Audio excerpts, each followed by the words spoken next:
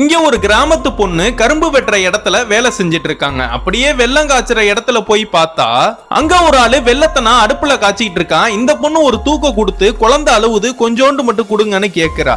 அதெல்லாம் தர முடியாது, ஒழுங்கா நீ வேலையை பாருன்னு வெள்ளத்தை காய்ச்ச சொல்லிட்டு இவன் கிளம்பிடுறான்.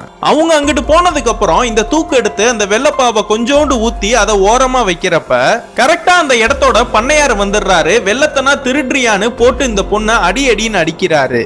அடிச்சது மட்டும் இல்லாம அந்த பொண்ணை எட்டி உதைச்சு அந்த வெள்ள பாவுலையே தள்ளி விட்டுறாரு.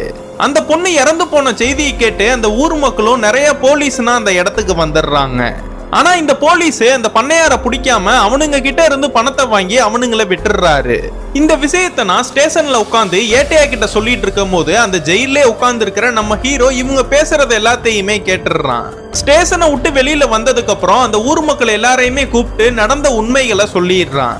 அந்த பண்ணையார் கிட்ட எந்தவித கேள்வியும் கேட்காம அவர்கிட்ட அடிமையா வாழ்றனாலதான் அந்த பொண்ணோட உயிரே போயிருக்கு. இது மாதிரி உங்க வீட்டுல ஒருத்தவங்களுக்கும் நடக்க கூடாதுன்னா நீங்க எதிர்த்து கேள்வி கேட்கணும்னு சொல்றான். இதெல்லாம் கேட்ட அந்த ஊர் மக்கள் எல்லாருமே அந்த பண்ணையாரோட ஆட்களை அடிச்சு போட்டு அந்த பண்ணையார அடிக்கலான்னு தேடுறாங்க. அந்த பண்ணையார தேடி கண்டுபிடிச்சு அந்த பொண்ணை எப்படி வெள்ளப்பாவுல போட்டு இவன் கொன்னானோ அதே மாதிரியே இவனை தூக்கிட்டு போய் வெள்ளப்பாவுல போட்டு கொன்னுடுறாங்க.